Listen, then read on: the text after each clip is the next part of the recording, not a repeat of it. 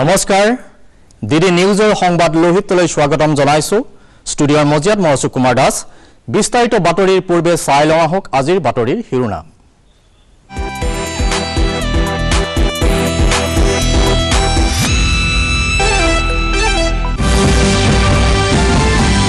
21 শতিকাৰ ভাৰতৰ বাবে ৰাষ্ট্ৰীয় শিক্ষা নীতি 2020 এক নতুন দিশ নিৰ্ণয় কৰিব বুলি প্ৰধানমন্ত্ৰী নৰেন্দ্ৰ মোদীৰ মন্তব্য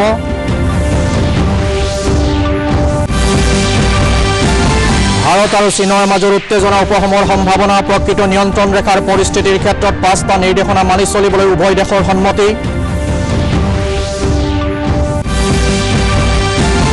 দেশত কোভিড আৰোগ্যৰ হাৰ ৭৭.৭৪% বৃদ্ধি ৰাজ্যত যোৱা ২৪ ঘণ্টাত ২১৯৭ গৰাকী লোকৰ আৰোগ্য লাভ ডিব্ৰুগড়ত ৩ গৰাকী প্লাজমা দাতাক মুখ্যমন্ত্ৰী সৰ্বানন্দ সোণোৱালৰ সম্বৰ্ধনা ১০০ গৰাকী প্লাজমা দাতাক সম্বৰ্ধনা পত্ৰৰ লগতে দিয়া হ'ব ৫,০০০ কৈ নগদ ধন আৰু বয়োজ্যেষ্ঠ পেঞ্চনাৰ সকলৰ বাবে এক বৃহৎ সকাহ জীৱিত হৈ থকাৰ প্ৰমাণপত্ৰ জমা দিয়াৰ সময়সীমা বৃদ্ধি কৰা হৈছে বুলি কেন্দ্ৰীয় মন্ত্ৰী ডক্টৰ জিতেন্দ্ৰ সিঙৰ ঘোষণা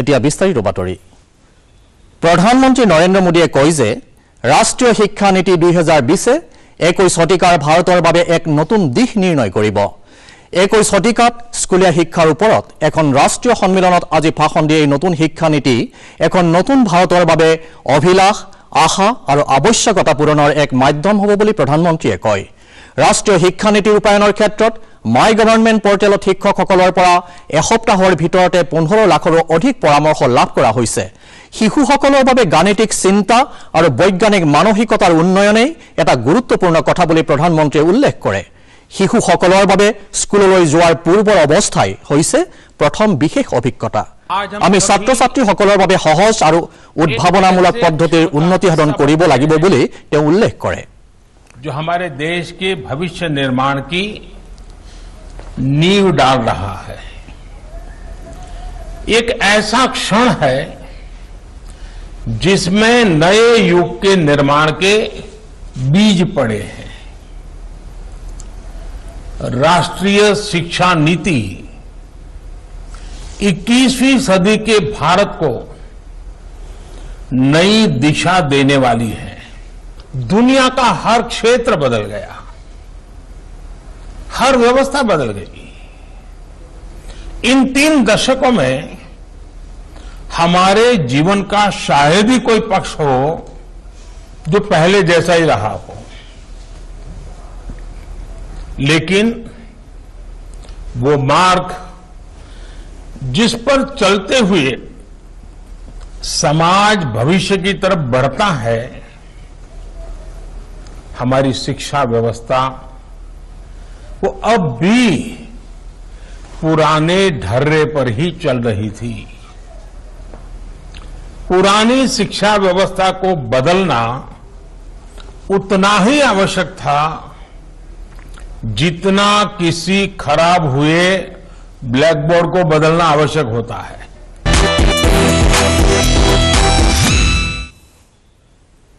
নতুন ৰাষ্ট্ৰীয় শিক্ষা নীতি এখন নতুন ভাৰত নিৰ্মাণৰ আকাংক্ষা আৰু আশা পূৰণৰ এক মাধ্যম হ'ব বুলি আজি প্ৰধানমন্ত্ৰী নৰেন্দ্ৰ মোদীয়ে মন্তব্য কৰে প্ৰধানমন্ত্ৰীজনে লগতে কয় যে আকৰ্ষণ অন্বেষণ অভিজ্ঞতা অভিব্যক্তি আৰু উৎকৃষ্টতা হ'ব লাগে শিশুসকলৰ নতুন শিক্ষা পদ্ধতিৰ মন্ত্ৰ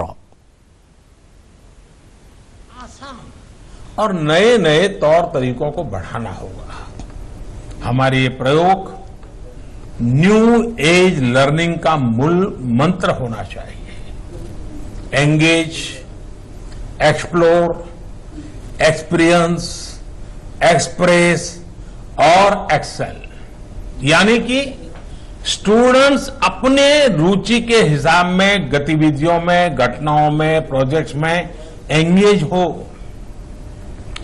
इसे अपने हिसाब से एक्सप्लोर करें इन गतिविधियों घटनाओं प्रोजेक्ट्स को विभिन्न दृष्टिकोण अपने एक्सपीरियंस से सीखें ये उनका पर्सनल एक्सपीरियंस हो सकता है या कोलैबोरेटिव एक्सपीरियंस हो सकता है फिर बच्चे रचनात्मक तरीके से एक्सप्रेस करना सीखे।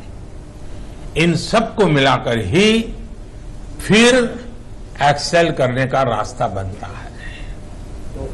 नए भारत की, नई उम्मीदों की, नई आवश्यकताओं की पूर्ति का एक सशक्त माध्यम है। इसके पीछे पिछले 4-5 वर्षों की कड़ी मेहनत है। हर क्षेत्र, हर विद्या, हर भाषा के लोगों ने इस पर दिन रात काम किया है। लेकिन ये काम अभी पूरा नहीं हुआ है। शिक्षा मंत्रालय ने भी राष्ट्रीय शिक्षा नीति को लागू करने के बारे में देश भर के टीचर से MyGov पोर्टल पर उनके सुझाव मांगे थे। एक सप्ताह के भीतर ही 15 लाख से ज्यादा सुझाव मिले हैं।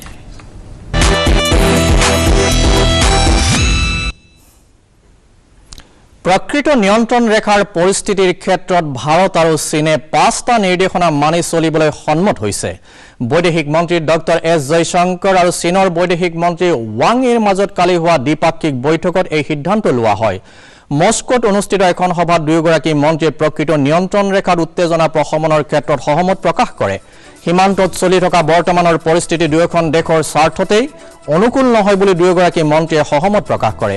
সেই কাৰণে দুয়ো দেশৰ সীমান্তত মোতায়েন হৈ থকা সৈন্য বাহিনীয়ে আলোচনা অব্যাহত ৰখাৰ লগতে প্ৰকৃত নিয়ন্ত্ৰণ ৰেখাত উত্তেজনা প্ৰশমনৰ কাৰণে দূৰত্ব বজাই ৰাখিব লাগিব বুলিও মন্ত্ৰী দুগৰাকীয়ে সন্মতি প্ৰকাশ কৰে।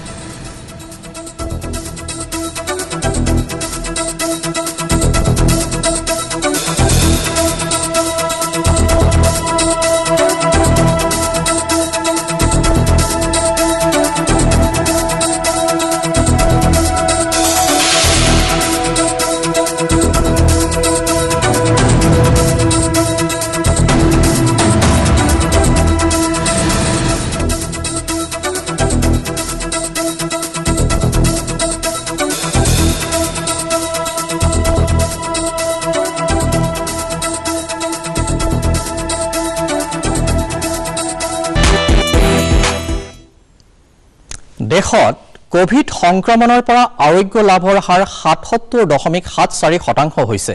যোৱা ২৪ ঘণ্টাত ৭০,৮৮০ গৰাকী কোভিড ৰোগীয়ে আৰোগ্য লাভ কৰি ঘৰলৈ উভতিছে। ইয়াৰ পাছতে আৰোগ্য লাভ কৰা মুঠ ৰোগীৰ সংখ্যা হৈছেগৈ ৩৫,৪২,৬৬৩ জন। এই পৰ্যন্ত দেশত ৯,৪৩,৪৮০ জন লোক দেশৰ বিভিন্ন চিকিৎসালয়ত চিকিৎসাধীন হৈ আছে। মৃত্যু হোৱা লোকৰ সংখ্যা হৈছেগৈ ৭৬,২৭১ জন। কালিৰ দিনটোত ৯৬,৫৫১ জন লোক নতুনকৈ কোভিড-19 ৰোগত আক্ৰান্ত হয়। ইয়াৰ ফলত মুঠ আক্ৰান্ত ৰোগীৰ সংখ্যা হৈ গৈ ৪৫,৬২,৪১৪ জন।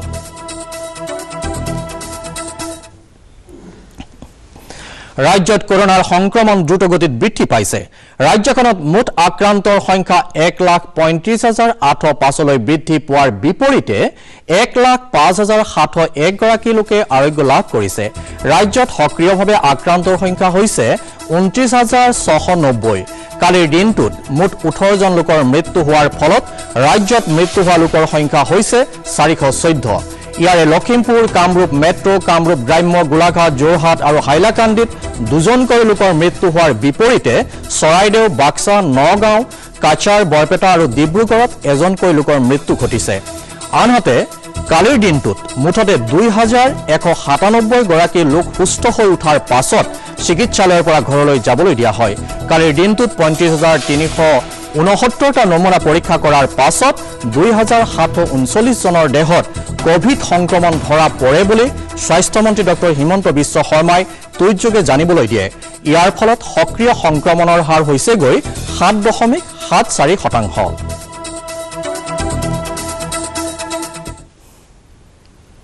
মুখ্যমন্ত্ৰী সৰ্বানন্দ সোণোৱালে আজি অসম চিকিৎসা মহাবিদ্যালয়ৰ চিকিৎসালয়ৰ প্লাজমা বেংকত প্লাজমা দান কৰা ৩জন প্লাজমা হিৰোক আজি ডিব্ৰুগড়ত সম্বৰ্ধনা জনায়।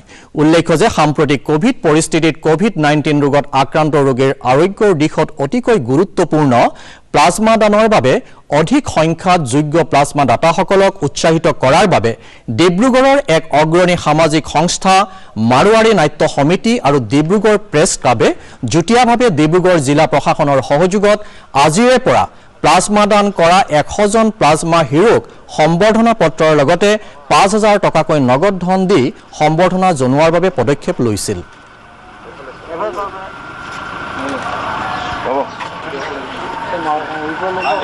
ডিব্ৰুগড় প্ৰেছ ক্লাব আৰু মাৰোৱাৰী নাট্য সমিতি ডিব্ৰুগড়ে আজি যৌথভাৱে যিসকল ব্যক্তিয়ে এই কৰোনা ভাইৰাছ মহামাৰীৰ সময়ত কৰোনা ভাইৰাছৰ আক্ৰান্ত হোৱা লোকক প্ৰাণ বচাবৰ বাবে প্লাজমা তেখেতসকলে ডনেট কৰিছে সেইসকল মহান ব্যক্তিক আজি কৃতজ্ঞতা চিনস্বৰূপে এককালীন 5000 টকাকৈ তেখেতসকলক আৰ্থিক সহযোগিতা আগবঢ়াইছে।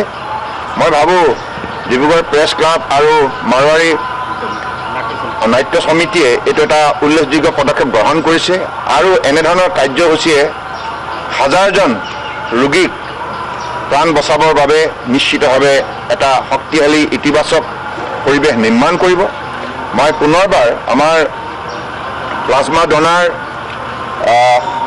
শৰ্মা দাস আৰু আহমেদ তিনিগৰাকীকে মই বিশেষভাৱে কৃতজ্ঞতা জনাইছোঁ আৰু এনেধৰণে অসমৰ সমগ্ৰ ৰাইজক মই আন্তৰিকতা আহ্বান জনাইছোঁ যে আপোনালোকে আগবাঢ়ি আহক যিসকলে এই ক্ষেত্ৰত সহায় কৰিব পাৰে আৰু তেখেতসকলৰ এটা উদাৰ মানসিকতাৰে মানৱীয় দৃষ্টিভংগীয়ে এই মুহূৰ্তত আমি যদি কোভিড আক্ৰান্ত হোৱা লোকক সহায় কৰিব পাৰোঁ নিশ্চিতভাৱে এইটো ডাঙৰ মানৱ সেৱা হ'ব।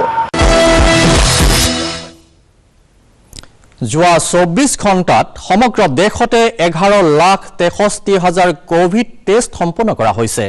এই পৰ্যন্ত 5,40,97,975টা কোভিড টেষ্ট কৰা ভাৰত দৈনিক সৰ্বাধিক কোভিড টেষ্ট কৰা অন্যতম দেশ হিচাপে চিহ্নিত কৰা হৈছে। এইদৰে কোভিড টেষ্ট বৃদ্ধি কৰাৰ পাছত ৰাজস্থান, উত্তৰ প্ৰদেশ, পাঞ্জাৱ আৰু মধ্যপ্ৰদেশত কোভিড পজিটিভ আক্ৰান্ত ৰোগী 8.5% হ্ৰাস পাইছে।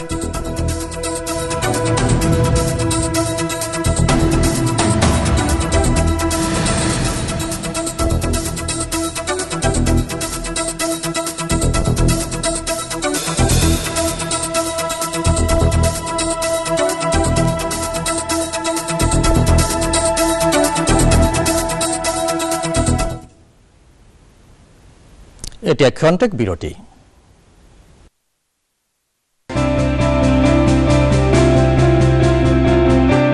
कैसे उठ खड़े हैं हम, आपके योगदान से बढ़ रहे हैं हम। मुश्किलों के दौर में भी खुद पर निर्भर हैं, स्वास्थ्य सर्वोपरि कर योद्धा से लड़ रहे हैं हम। नव भारत की ताकत बन रहे हैं हम। इन चुनौतियों में भी रुका नहीं विकास, डट कर खड़े रहे रक्षक हमारे, पूरी हो रही है जीतने की आस। आत्मनिर्भर भारत बना रहे हैं हम, आपके योगदान से बढ़ रहे हैं हम। आपका दिया गया आयकर भारत को देता है हर पल ताकत। अपने अग्रिम कर की दूसरी किश्त अदा करें 15 सितंबर 2020 तक, क्योंकि प्रत्येक आयकर दाता है राष्ट्र निर्माता।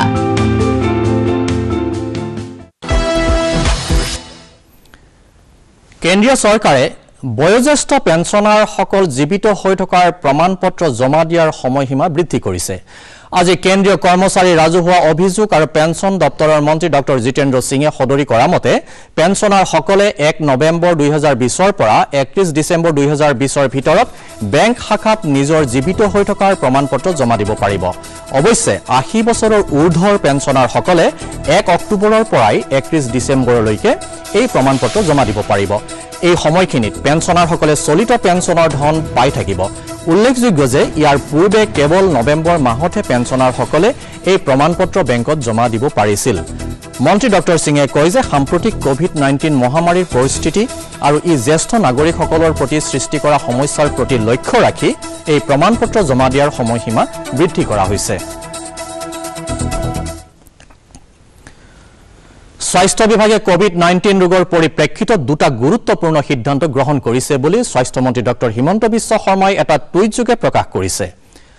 আনলক 4ৰ পৰিপ্ৰেক্ষিতত এজন লোকে অসমৰ বাহিৰলৈ গৈ যদি 96 ঘণ্টাৰ ভিতৰত ঘূৰি আহে তেনে ক্ষেত্ৰত তেওঁ 10 দিনীয়া কোৱাৰেণ্টাইনলৈ যোৱাৰ প্ৰয়োজন নাই দ্বিতীয়তে কোভিড ৰোগত আক্ৰান্ত হৈ মৃত্যুবৰণ কৰা ৰোগীৰ অন্ত্যেষ্টিক্ৰিয়াৰ ক্ষেত্ৰত তেওঁৰ পৰিয়ালক বা নিকট আত্মীয়ক 5000 টকা পৰ্যন্ত দিয়া হ'ব বুলিও টুইটটোত উল্লেখ কৰিছে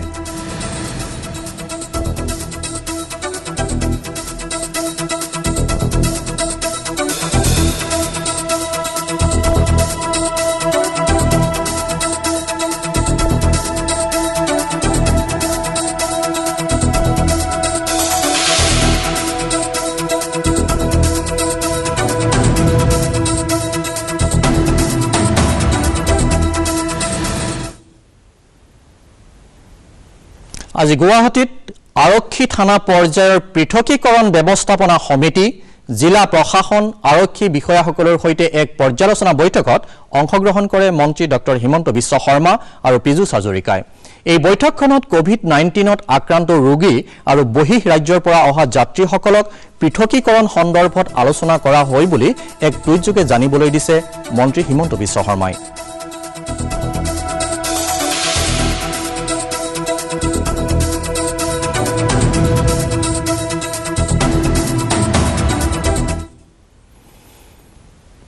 ৰাজ্য আৰু কেন্দ্ৰীয় শাসিত ৰাজ্যসমূহৰ মাজত মেডিকেল অক্সিজেন যোগান ধৰাৰ ক্ষেত্ৰত কোনো ধৰণৰ বাধা নিষেধ থাকিব নালাগে বুলি উল্লেখ কৰিছে কেন্দ্ৰীয় চৰকাৰে স্বাস্থ্য মন্ত্ৰালয়ে এই সন্দৰ্ভত কয় যে কিছু সংখ্যক ৰাজ্যই আইন প্ৰণয়ন কৰি অক্সিজেন চিলিণ্ডাৰ যোগান ধৰাৰ ক্ষেত্ৰত আন্তঃৰাজ্যিক বাধা নিষেধ আৰোপ কৰিছে এই সন্দৰ্ভত কেন্দ্ৰীয় স্বাস্থ্য সচিবে ৰাজ্য আৰু কেন্দ্ৰীয় শাসিত ৰাজ্যসমূহলৈ পত্ৰ প্ৰেৰণ কৰি কয় যে বৰ্তমানৰ কোভিড-19ৰ জটিল পৰিস্থিতিত পৰ্যাপ্ত আৰু বাধাবিহীন অক্সিজেন চিলিণ্ডাৰৰ যোগান ধৰাৰ নিতান্ত প্ৰয়োজন এই ক্ষেত্ৰত প্ৰত্যেকজন ৰোগীয়ে যাতে অক্সিজেন চিলিণ্ডাৰ লাভ কৰে তাক লক্ষ্য ৰখাটো প্ৰতিখন ৰাজ্যৰ দায়িত্ব বৰ্তমান সময়লৈ 3.7% ৰোগীয়ে অক্সিজেন লাভ কৰি আছে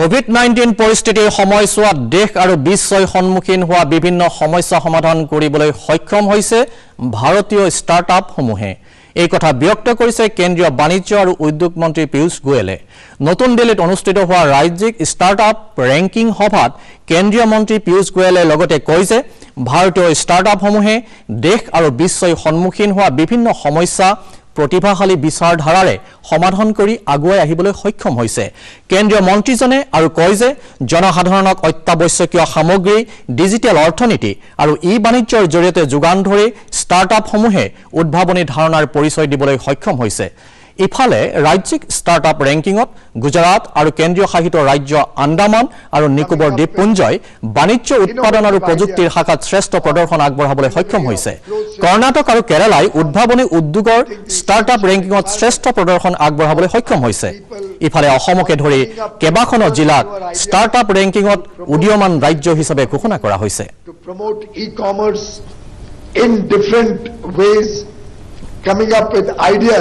to support the logistics sector, coming up with solutions to healthcare problems, and truly the speed at which the startup ecosystem is growing gives a lot of food for thought for all of us policymakers, both at the center and states, to work with the startup ecosystem and find ways and means to further encourage and support them.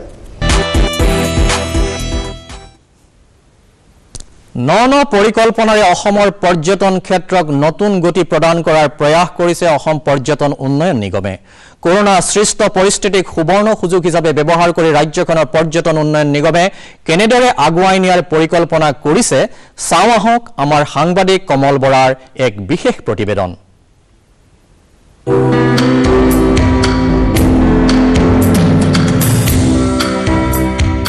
অসমৰ ঘৰুৱা পৰ্যটনক জনপ্ৰিয় কৰি তোলাৰ উদ্দেশ্যে নৱ পৰিকল্পনা প্ৰস্তুত অসম পৰ্যটন নিগমৰ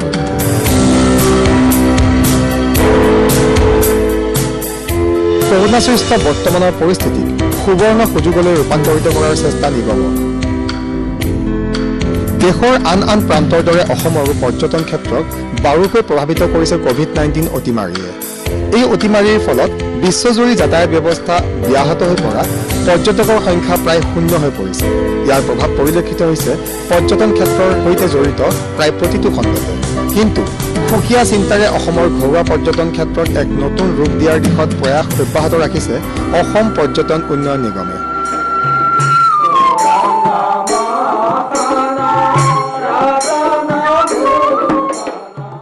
ডোমেষ্টিক টুৰিজিম আমি এতিয়া প্ৰায়খিনি মানুহ যিহেতু আমাৰ ইয়াত আমি অলমষ্ট $8 মিলিয়ন আমাৰ ইণ্ডিয়ান টুৰিষ্টে বাহিৰলৈ গৈ খৰচ কৰে। এতিয়া যেহেতু বাহিৰত যোৱাৰ স্কোপটো কিছু পৰিমাণে সীমাবদ্ধ, গতিকে আমি যদি ডোমেষ্টিক টুৰিজিমত আমাৰ নিজা টুৰিজিমত যদি এই প্ৰপৰ্চনেট এমাউণ্টটো যদি আমি আনিব চেষ্টা কৰিব পাৰোঁ, তেতিয়াহ'লে মই ভাবোঁ টুৰিজিম ছেক্টৰটো বা আমাৰ ইকনমি থ্ৰু টুৰিজিম যথেষ্টখিনি সবল হ'ব। এডুকেশ্যনেল টুৰ ইণ্টাৰ ডিষ্ট্ৰিক্ট আৰু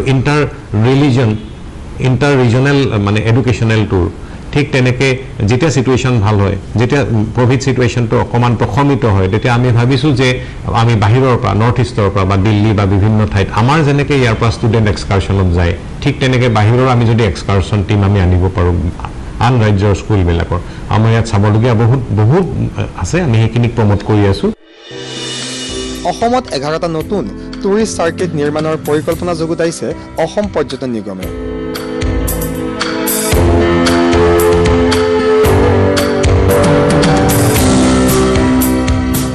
কোভিড-19ৰ পৰৱৰ্তী পৰ্যায়ত ৰাজ্যখনৰ পৰ্যটন ক্ষেত্ৰত কেনেদৰে আগুৱাই নিয়া হ'ব, এই দিশতো নিগমে চিন্তা চৰ্চা অব্যাহত ৰাখিছে। অসমৰ প্ৰায় 5 লক্ষাধিক লোক প্ৰত্যক্ষ আৰু পৰোক্ষভাৱে জড়িত পৰ্যটন ক্ষেত্ৰৰ সৈতে। 11টা টুৰিষ্ট চাৰ্কিট বনাইছোঁ, নতুন টুৰিষ্ট চাৰ্কিট। আমাৰ যিবিলাক টুৰিষ্ট চাৰ্কিট আমি আগতে প্ৰমোট নকৰোঁ, আৰু ইয়াৰ কথাটো এনেকুৱা হ'ল আমাৰ এতিয়া যিহেতু আমি ইণ্টাৰনেশ্যনেল টুৰিষ্ট ইমান সোনকালে আমি তৎক্ষণাত নাপাম, বা ডমেষ্টিক টুৰিষ্টটো আমাৰ ধৰক আহিব বাহিৰৰ পৰা, কিন্তু প্ৰথমে আমি টাৰ্গেট কৰিব লাগিব আমাৰ নিজৰ ৰিজনেল টুৰিজিম, আমাৰ যিখিনি নিজৰ টুৰিষ্ট। গতিকে আমি তেনেকুৱা কিছুমান ঠাই আমি ডেভেলপ কৰিব বিচাৰিছোঁ বা আমি অলৰেডি ষ্টাৰ্ট কৰিছোঁ, য'ত নেকি ক'ভিড প্ৰট'কল মেইনটেইন কৰা হয়, ছ'চিয়েল ডিষ্টেঞ্চিং মেইনটেইন কৰি আৰু কমপ্লিট চেনিটাইজ কৰি আমি ক'ব পাৰোঁ পৰ্যটকক যে দিছ টোটেলি চেনিটাইজ, ইয়াত কোনো ধৰণৰ অসুবিধা নাই। কিন্তু কৰোনাসৃষ্ট পৰিস্থিতিৰ বাবে ইয়াৰ লগত জড়িত লোকসকল সন্মুখীন হৈছে নানা প্ৰত্যাহ্বানৰ।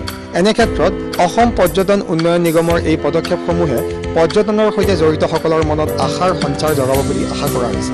কমল বৰাৰ প্ৰতিবেদন, বাতৰি বিভাগ, DD অসম।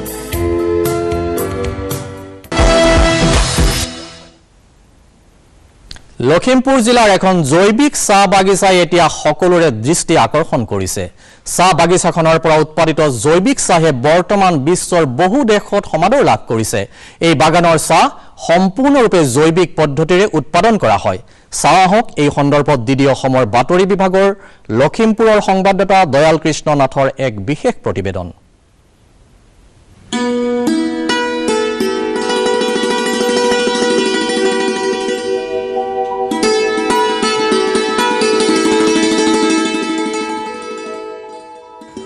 লখিমপুৰ জিলাৰ নাইনপুৰ ৰাজহ চক্ৰৰ অন্তৰ্গত এখন গাঁও মধুপুৰ। অৰুণাচল সীমান্তৱৰ্তী মধুপুৰত আছে এখন জৈৱিক চাহ বাগান, যিখন চাহ বাগান 1995 চনতে স্থাপন কৰা হৈছিল, আৰু এই চাহ বাগানখনৰ পৰা উৎপন্ন হয় সম্পূৰ্ণ জৈৱিক চাহপাত। আপোনালোকে টিভিৰ পৰ্দাত দেখা এই চাহ বাগিচাখনৰ নাম হৈছে মীনমোহন জৈৱিক ক্ষুদ্ৰ চাহ বাগিচা।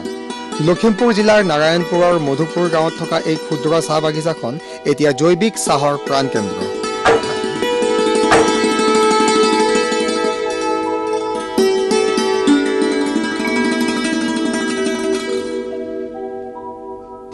এই চাহ বাগিচাখনত সম্পূৰ্ণৰূপে জৈৱিক পদ্ধতিৰে চাহ খেতি কৰা হয় আৰু পৰম্পৰাগতভাৱে গ্ৰীণ টি আৰু ব্লেক টি প্ৰস্তুত কৰা হয়।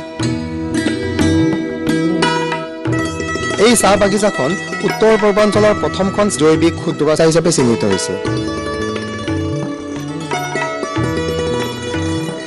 1995 চনতে 10 বিঘা মাটিত উদ্যমী যুৱক গোবিন্দ হাজৰিকাই আৰম্ভ কৰা এই চাহ বাগিচাখনৰ উৎপাদিত জৈৱিক চাহে বৰ্তমান বহু দেশতে সমাদৰ লাভ কৰিছে। 1995 চনতে এই বাগানখন প্ৰথম দুকঠা মাটিত আৰম্ভ কৰিছিলোঁ।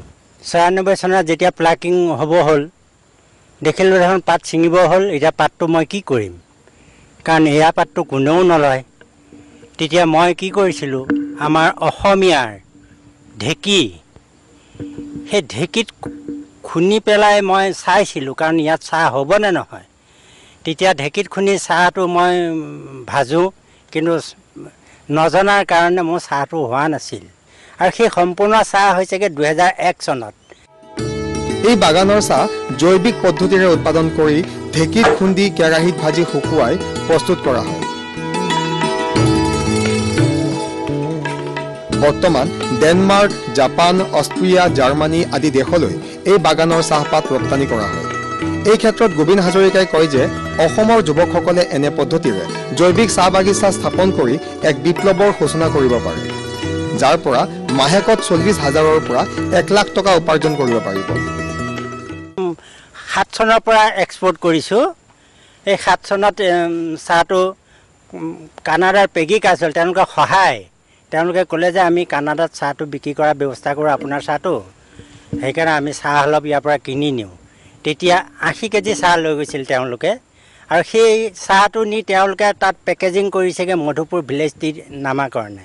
শিক্ষিত নিবনুৱাসকলে যদি জৈৱিক পদ্ধতিৰে চাহ খেতিত মনোনিৱেশ কৰা ব্যক্তি থাকে, অসমত দৰিদ্ৰ পীড়িতৰ সংখ্যা বহুত কমি যাব, আৰু চাকৰি পিছে পিছে ঘূৰি ফুৰা যুৱকসকলে স্বাৱলম্বী হ'বলৈ ৰাস্তা পাব। মানে জৈৱিক চাহপাতৰ এই উৎপাদনৰ বাবে বাগানখনৰ স্বত্বাধিকাৰী গোবিন্দ হাজৰিকাই 2011 চনত অসম উদ্যোগ ৰত্ন বঁটা, 2013 চনত ইণ্ডিয়ান চেম্বাৰ্ছ অৱ কমাৰ্চে দিল্লীত নৰ্থ ইষ্ট এক্সিলেঞ্চ এৱাৰ্ড প্ৰদান কৰে। এই চাহপাতে এটা অভিলেখ স্থাপন কৰিছে বিশ্ব দৰবাৰত। গ্ৰীচ, ডেনমাৰ্কৰ পৰা ধৰি বিভিন্ন ধৰণৰ বিশ্বৰ দেশসমূহত সমাদৰ লাভ কৰিছে। তেখেতে এতিয়া অৰ্ডাৰ যোগে চাহপাত যোগান ধৰিব পৰা নাই, সম্পূৰ্ণ ঘৰুৱাভাৱে প্ৰস্তুত কৰে গোবিন্দ হাজৰিকা ডাঙৰীয়াই। তেখেতে আশা কৰে যে প্ৰতিজন যুৱকে পেলনীয়া নিজৰ ঠাইখিনিত এনেধৰণে চাহ খেতি কৰক, এটা উদ্যোগ গঢ়ি তোলক, আৰু পাৰম্পৰিক ধৰণে চাহ প্ৰস্তুত কৰি এটা ভাল ব্যৱসায় স্থাপন কৰক। লখিমপুৰৰ পৰা দয়াল কৃষ্ণনাথ, বাতৰি বিভাগ, DD অসম। ভাৰত চৰকাৰৰ যুৱ কল্যাণ আৰু ক্ৰীড়া মন্ত্ৰণালয়ৰ দ্বাৰা আয়োজিত ফিট ইণ্ডিয়া ৰানলৈ পূৰ্ণ সমৰ্থন আগবঢ়াইছে ভাৰতীয় ৰেলৱে। এই ফিট ইণ্ডিয়া ৰানত উত্তৰ পূব সীমান্ত ৰেলৱে সক্ৰিয়ভাৱে অংশগ্ৰহণ কৰিছে। উত্তৰ পূব সীমান্ত ৰেলৱেৰ মুখ্য কাৰ্যালয় আৰু সংমণ্ডল কাৰ্যালয়সমূহৰ কৰ্মচাৰী, বিষয়া তথা পৰিয়ালবৰ্গই এই কাৰ্যসূচীত অংশগ্ৰহণ কৰি ফিট ইণ্ডিয়া ৰান কাৰ্যসূচীৰ প্ৰতি অকুণ্ঠ সঁহাৰি প্ৰকাশ কৰিছে। I'm running every day in the morning as well as in the evening. It feels great sweating out with nature. It improves my metabolism and further increases my immunity.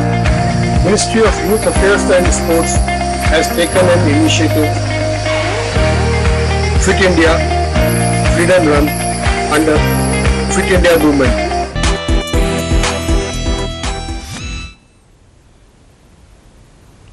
বাতৰি শেষ হোৱাৰ আগতে প্ৰধান বাতৰিসমূহ আকৌ এবাৰ।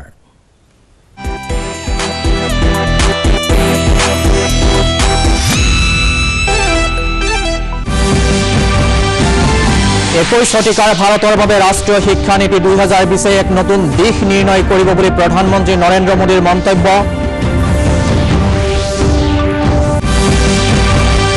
ভাৰত আৰু চীনৰ মাজৰ উত্তেজনা উপশমৰ সম্ভাৱনা, প্ৰকৃত নিয়ন্ত্ৰণ ৰেখাৰ পৰিস্থিতিৰ ক্ষেত্ৰত 5টা নিৰ্দেশনা মানি চলিবলৈ উভয় দেশৰ সন্মতি। দেশত কোভিড আৰোগ্যৰ হাৰ 77.74% বৃদ্ধি। ৰাজ্যত যোৱা 24 ঘণ্টাত 2197 গৰাকী লোকৰ আৰোগ্য লাভ। ডিব্ৰুগড়ত 3 গৰাকী প্লাজমা দাতাক মুখ্যমন্ত্ৰী সৰ্বানন্দ সোণোৱালৰ সম্বৰ্ধনা। 100 গৰাকী প্লাজমা দাতাক সম্বৰ্ধনা পত্ৰৰ লগতে দিয়া হ'ব 5,000কৈ নগদ ধন। আৰু বয়োজ্যেষ্ঠ পেঞ্চনাৰসকলৰ বাবে এক বৃহৎ সকাহ জীৱিত হৈ থকাৰ প্ৰমাণপত্ৰ জমা দিয়াৰ সময়সীমা বৃদ্ধি কৰা হৈছে বুলি কেন্দ্ৰীয় মন্ত্ৰী ডক্টৰ জিতেন্দ্ৰ সিঙৰ ঘোষণা। সংবাদ লোহিত আজিলৈ ইমানেই। সোমবাৰে পুনৰ লগ পাম সন্ধিয়া 8:30 নমস্কাৰ, শুভৰাত্ৰি।